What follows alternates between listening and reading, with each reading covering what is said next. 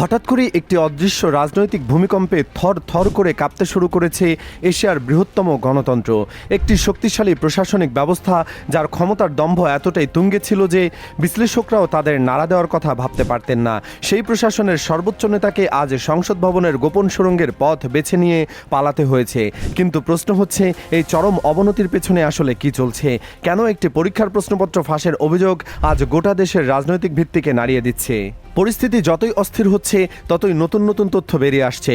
সামনে এমন একটি চিত্র ফুটে উঠেছে যা কেবল ভারতের অভ্যন্তরীণ রাজনীতি নয়, পুরো দক্ষিণ এশিয়ার ভূরাজনীতিকে প্রভাবিত করার সক্ষমতা রাখে। দিল্লির রাজপথ আর এখন কোনো সাধারণ বিক্ষোভের মঞ্চ নেই, এটি পরিণত হয়েছে এক রক্তক্ষয়ী সংঘাতের ক্ষেত্রে। আর এই সংঘাতের মূল কারণটি যদি আমরা একটু গভীরভাবে যাই তবে দেখব এটি কোনো একদিনের তৈরি ক্ষোভ নয়। এর পেছনে রয়েছে ভারতের শিক্ষা ব্যবস্থার গভীরে জমে থাকা এক বিষাক্ত দুর্নীতির বৃত্ত। গত এক দশকে অন্তত 100-র বেশি প্রশ্নপত্র ফাঁসের ঘটনা ঘটেছে। প্রায় 7.5 কোটি শিক্ষার্থী এবং তাদের পরিবারের জীবন আজ ধ্বংসের মুখে। ভাবুন তো, দেশের প্রত্যন্ত অঞ্চলের একজন মধ্যবিত্ত পিতা তার শেষ সম্বলটুকু বিক্রি করে চড়া সুদে ঋণ নিয়ে সন্তানকে ডাক্তার বানানোর স্বপ্ন দেখেছেন। কিন্তু যখন সেই সন্তান দেখে যে পরীক্ষার হলে তার পাশে বসা কেউ আগে থেকে উত্তরপত্র পেয়ে গেছে, তখন সেই স্বপ্ন চূর্ণবিচূর্ণ হওয়ার যে বেদনা জন্মায় তা কি কোনো পুলিশি লাঠি দিয়ে দমানো সম্ভব? এরপর যার সামনে আসে সেটাই সবচেয়ে গুরুত্বপূর্ণ। শিক্ষার্থীরা যখন ন্যায্য বিচারের দাবিতে যন্তর মন্তরে জমায়েত হয়, সরকারের প্রতিক্রিয়া ছিল চরম নির্মম। বৃষ্টির মধ্যে পতাকা হাতে যখন তরুণরা এগিয়ে যাচ্ছিল তখন পুলিশ একের পর এক টিয়ার গ্যাসের শেল ছুটতে থাকে। জলকামান আর লাঠিচার্জে রাজপথ রক্তাক্ত হয়ে ওঠে। কিন্তু এখানেই শেষ নয়, পরিস্থিতি আরও ভয়াবহ রূপ নেয় যখন লাদাখের পরিবেশবিদ সোনাম ওয়াংচুকের মতো একজন সমাজসেবক, যিনি অনশনের মৃত্যুর সাথে লড়ছিলেন, তাকে জোরপূর্বক হাসপাতালে নিয়ে যাওয়া হয়। এই ঘটনাটি আন্দোলনকে একটি ভিন্ন মাত্রা দিয়েছে। যখন আর এটি কেবল পরীক্ষার প্রশ্নের বিরুদ্ধে আন্দোলন ছিল না, এটি কেবল একটি স্বৈরাচারী মানসিকতার বিরুদ্ধে অস্তিত্বের লড়াই। আর এখান থেকেই শুরু হয় আসল আলোচনা।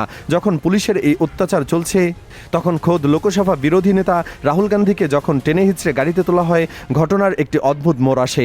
রাহুল গান্ধী পরে সংবাদ সম্মেলনে জানান, তাকে ধাক্কা দেওয়ার সময় কয়েকজন পুলিশ সদস্য তার কানে ফিস করে বলছিল যে এই সরকারকে হটাতে হবে। এটিকে আসলেই কাকতালীয়, নাকি এর পেছনে আরও বড় কোনো পরিকল্পনা আছে? বাস্তবতা হলো, পুলিশ বাহিনীর এই অসন্তোষ দেশের ভেতরে চলমান একটি গভীর অস্থিরতার ইঙ্গিত দেয়। যারা রাজস্থান বা হরিয়ানা থেকে এসে ইউনিফর্ম পরে দাঁড়িয়ে আছে তারা সাধারণ মানুষ। তারা বুঝতে পারছে যে রাষ্ট্রের প্রশাসনিক যন্ত্র হিসাবে তাদের ব্যবহার করা হচ্ছে নিরীহ নাগরিকদের ওপর নির্যাতন চালানোর জন্য।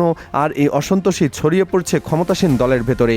বিজেপির নিজস্ব কিছু অঙ্গ সংগঠন এবং যুব শাখার নেতাকর্মীরা প্রকাশ্যে এই আন্দোলনের পক্ষে কথা বলছেন।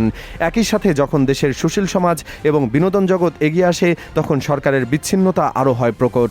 দক্ষিণের জনপ্রিয় অভিনেতা এবং মুখ্যমন্ত্রী জোসেফ বিজয় থেকে শুরু করে অরিজিৎ সিং বা শাবানা আজমির মতো প্রভাবশালী ব্যক্তিত্বরা সরাসরি সরকারের এই স্বৈরাচারী মনোভাবের সমালোচনা করছেন।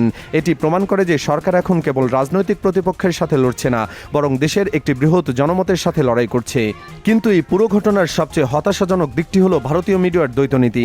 যে ভারতীয় মিডিয়া, বিশেষ করে কলকাতার কিছু সংবাদ মাধ্যম এবং তাদের সাংবাদিকরা কিছুদিন আগে বাংলাদেশের কোটা সংস্কার আন্দোলন নিয়ে স্টুডিওতে লাফিয়ে লাফিয়ে খবর পড়েছেন, বাংলাদেশের অর্থনীতি নিয়ে নানা ধরনের অপপ্রচার চালিয়েছেন, আজ তারা নিজেদের দেশের রাজধানীতে যখন নিরীহ শিক্ষার্থীদের উপর পুলিশি অত্যাচার চলছে তখন তাদের মুখে কুলুপ। তারা যেন মুখে কুলুপ এঁটেছেন। সোশ্যাল মিডিয়ায় এই দ্বৈত আচরণ নিয়ে ইতিমধ্যে তীব্র সমালোচনা শুরু হয়েছে। মানুষ প্রশ্ন তুলছে, অন্যের দেশের অভ্যন্তরীণ বিষয়ে গলা ফাটানোর ওস্তাদ যারা, তারা নিজেদের ক্ষমতাশালী সরকারের ভয়ে ইঁদুরের মতো গর্তে লুকিয়ে পড়েছে। আপনার কি মনে হয়, এটা কি শুধুই কাকতালীয়, নাকি এটাই আমাদের আসল চরিত্র? এখন আসি আমরা এই ঘটনাকে আন্তর্জাতিক এবং ঐতিহাসিক প্রেক্ষাপটে দেখি। তবে একটি ভয়ঙ্কর তুলনা সামনে আসে। মাত্র 2 বছর আগে 2024 সালের জুলাই মাসে বাংলাদেশে ঠিক একইভাবে একটি ছাত্র আন্দোলন শুরু হয়েছিল।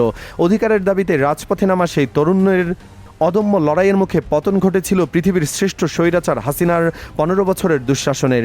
ইতিহাস যেন নিজেকে পুনরায় ফিরিয়ে এনেছে। ঠিক 2 বছর পর একই জুলাই মাসে ভারতের বুকে আছড়ে পড়েছে তরুণ প্রজন্মের সেই একই রকম ক্ষোভের আগুন।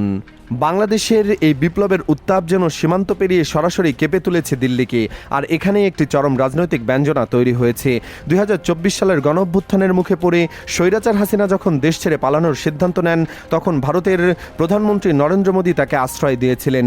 কিন্তু ভাগ্যের কি নির্মম পরিহাস, আজ সেই মোদী নিজেই নিজ দেশের ছাত্র জনতার তোপের মুখে পড়েছেন। একটি পরমাণু শক্তিধর এবং দক্ষিণ এশিয়ার সবচেয়ে বড় অর্থনীতির দেশে যদি এমন রাজনৈতিক অস্থিরতার দীর্ঘস্থায়ী রূপ নেয়, তবে তার প্রভাব শুধু ভারতের সীমাবদ্ধ থাকবে না। বৈদেশিক বিনিয়োগকারীরা ভারত থেকে মুখ ফিরিয়ে নিতে পারেন, যা দেশের অর্থনীতিতে বিপর্যয় ডেকে আনবে। একই সাথে পার্শ্ববর্তী দেশগুলোর সাথে বাণিজ্য ও কূটনৈতিক সম্পর্কেও এর নেতিবাচক প্রভাব পড়বে। বিরোধী দলগুলো ইতিমধ্যেই একজোট হয়েছে। রাহুল গান্ধী, মমতা বন্দ্যোপাধ্যায়, এম.কে. স্টালিন বা অখিলেশ যাদবের মতো শীর্ষ নেতারা সরাসরি রাজপথে নেমে এসেছেন। তারা স্পষ্ট তিনটি দাবি তুলেছেন: শিক্ষামন্ত্রীর পদত্যাগ, শিক্ষার্থীদের উপর হামলাকারীদের শাস্তি এবং প্রধানমন্ত্রীর প্রকাশ্যে ক্ষমা চাওয়া। কিন্তু ক্ষমতার অহংকারে অন্ধ হয়ে থাকা কোনো সরকার কি সহজে এই দাবিগুলো মেনে নেবে? ইতিহাস বারবার সাক্ষ্য দিয়েছে, যখনই কোনো সরকার ক্ষমতার অহংকারে তরুণ প্রজন্মের উপর জুলুম চালানোর চেষ্টা করেছে, তখনই তাদের পতন ত্বরান্বিত হয়েছে। বাংলাদেশের ছাত্ররা যেমন অধিকারের জন্য বুক পেতে দিয়েছিল, আজ ভারতের ছাত্ররাও নিজেদের মেধার মূল্যায়নের জন্য রাজপথে রক্ত দিচ্ছে। বৃষ্টিতে ভিজে ভিজে আম্বেদকরের ছবি আর জাতীয় পতাকা হাতে যখন হাজার হাজার তরুণ বুলেট প্রুফ গাড়ির সামনে দাঁড়ায়, তখন বোঝা যায় যে তারা ফিরিয়ে যাওয়ার মতো নয়। ২০২৪ সালে শেখ হাসিনা তো ভারতে পালাতে পেরেছিলেন, কিন্তু আজ ভারতে যদি মোদী সরকারের পতন ঘটে, তবে নরেন্দ্র মোদী কোথায় পালাবেন? এই প্রশ্নটি এখন আন্তর্জাতিক মহলেও ঘুরপাক খাচ্ছে। পুলিশ বাহিনীর ভেতর থেকে শুরু করে নিজ দলের নেতাকর্মী, বিরোধী দল, সুশীল সমাজ সবাই এখন এক হয়ে যায়। তখন ক্ষমতার মসনদ আর স্থিতিশীল থাকে না। পরবর্তী কয়েকদিন পরিস্থিতি কোন দিকে যায়, সেটাই এখন সবচেয়ে বড় প্রশ্ন। সরকার কি বুঝতে পারবে যে লাঠি আর টিয়ার গ্যাস দিয়ে তরুণদের স্বপ্ন চূর্ণ বিচূর্ণ করার এই পথটি আসলে ক্ষমতার জন্য একটি আত্মঘাতী পথ, নাকি তারাও খুব বেশি শক্তি প্রয়োগ করে নিজেদের গর্ত আরও গভীর করবে? আর যদি পরিস্থিতি আরও খারাপ হয়, তাহলে এর প্রভাব শুধু একটি দেশে সীমাবদ্ধ থাকবে না, পুরো দক্ষিণ এশিয়াকে এক নতুন ভূরাজনৈতিক সংকটের মুখে ফেলবে। এশিয়ার রাজনৈতিক প্রেক্ষাপটে জেনজি বা তরুণ প্রজন্মের এই নজিরবিহীন আন্দোলনকে আপনি কিভাবে দেখছেন? এই ক্ষোভের আগুন কি সত্যি ক্ষমতার ভিত নড়িয়ে দিতে পারে, নাকি এটি ক্ষমতাশালী রাষ্ট্রযন্ত্রের কাছে পিষে যাবে? আপনার অত্যন্ত সুচিন্তিত মতামত অবশ্যই আমাদের মন্তব্যের ঘরে জানিয়ে দিন। এমন সব তথ্যবহুল ভিডিও পেতে অবশ্যই আমাদের চ্যানেলটিকে সাবস্ক্রাইব করুন এবং পাশে থাকা বেল আইকনটিকে বাজিয়ে দিন, যাতে পরবর্তীতে এমন বিশ্লেষণাত্মক ভিডিও আপডেট মিস না হয়ে যায়। দেখা হবে পরবর্তী ভিডিওতে। ততক্ষণ পর্যন্ত ভালো থাকুন, সুস্থ থাকুন। আল্লাহ হাফেজ।